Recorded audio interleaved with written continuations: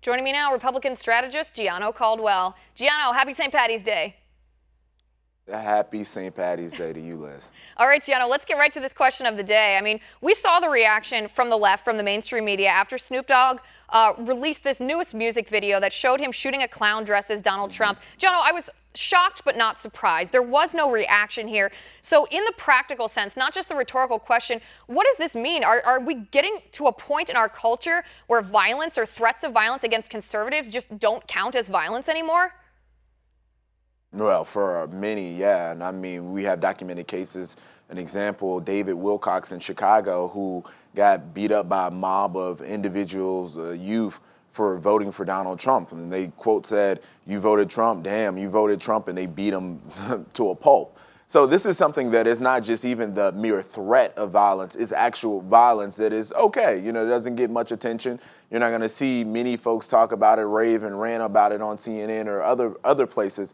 And it's become very disturbing. I think what's also disturbing about this particular case when it comes to Snoop Dogg is another piece that hasn't really been that reported, which was Little Bow Wow sent out a tweet saying, "Hey, Donald Trump, if you don't keep your name, keep my uncle Snoop's name out of your mouth, then we'll take your wife and pimp her out." That was essentially what he said. So and I mean, awful. it's just disgusting. And you know, if it would have been Michelle Obama, if those statements would have been made about Michelle Obama, rightfully so, Little Bow Wow wouldn't have a job right now. No, it's absolutely awful. We actually, and I want to show that. people. I want to show people the tweet that you're talking about from this rapper. I mean, it's absolutely. I mean, my jaw drops, Gianno, when I saw this, to be honest. I mean, it's terrible to say against any person, but the fact that the left didn't come down against him, that he threatened to kidnap the First Lady of the United States. She's a woman. She's an immigrant, Gianno. Force her into sex slavery because they don't like the politics of her husband. I was absolutely floored at the hypocrisy here. I mean, where was the outcry from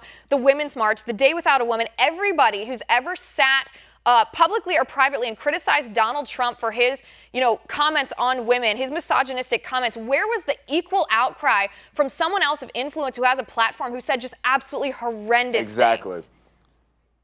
I think what you hit on, right, is someone of influence, because we did see some Twitter followers and folks commenting about how inappropriate it was, and that be on the right or left saying that it was super inappropriate for them to say that and he needs to be fired, etc. But what you said is correct, person of influence. And I don't think that we've seen that. I don't think we're going to see that. And I think the continuation, the denigration of Donald Trump is going to continue from the Hollywood elites and otherwise. And if you're doing it, we see that that makes you a bit more popular these days. So I think it's incredibly disgusting that we see this, and you won't see this anywhere else when it's targeting a person of color, or whether it be somebody on the left in general, a mainstream figure on the left. So at this point, I think we really need to think about our morals and values moving forward, because this kind of stuff is inappropriate and should not occur. Right, and I think you hit on something very important here, and that's the left likes to make a big deal about the fact that Donald Trump cares about his ratings. He cares about his approval rate. He cared about how many people came to his inauguration. He cares about numbers. He cares about ratings. He came from a TV background.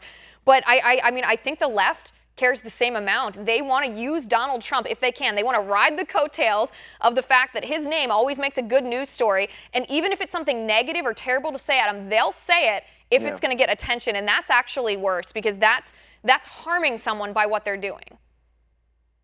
Because Donald Trump is ratings crack. People are addicted to him. They want to see what he's saying. They want to read some commentary on him and analysis. So, yeah, I get that. And as a result, and I think Snoop Dogg should have taken this video down, should apologize for it, because at this point, I mean, outrageous is just the name of the sauce and the name of the game. So hopefully we'll see some resistance to this moving forward, but I sincerely doubt it. Right, and I know there's a lot of criticism from the left about comparing how Donald Trump is treated to how Barack Obama was treated, but I think there's some validity in those criticisms, or in that comparison, I should say, because we should have an equal standard to how we treat presidents of the United States because of the respect we hold for the office of the presidency, not just the individual. And to look at a video like this, if this video were put out about Barack Obama, YouTube would have yanked it in an hour. This would never have been allowed to go around Facebook. That's this true. never would have been That's allowed true. to be published.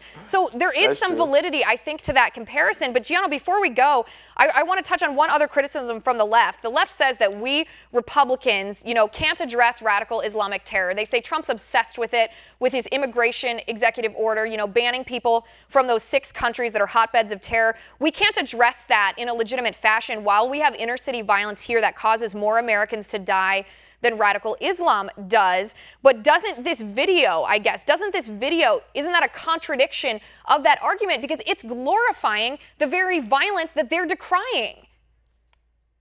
Right, and then the fact that you say, oh yeah, we got violence in the United States, but yet when it comes to President Trump saying, hey, we need to fix the carnage in Chicago, which is my hometown, then they say, oh, we don't like the way you said that. What do you mean by fix the carnage? So it's a false narrative that they continue to put out that, oh, this area is appropriate to discuss, but when you talk about this area, then they run and say, oh no, we shouldn't be talking about that. That's absolutely incorrect. And if you can't talk about what's going on at home or protecting our citizens across the world, then you're not doing your job as president. So I think a lot of folks just want him to seize what actually got him elected, which is talking about radical Islamic terrorism, which President Obama at the time wouldn't even call the name, or even his administration. So right now we're in this very interesting dichotomy of, we want you to protect our country, but no, we don't really want you to protect our country. And right. We want to hold you accountable for protecting, but we don't want you to actually talk about inner cities. And you can't have it both ways. You just can't.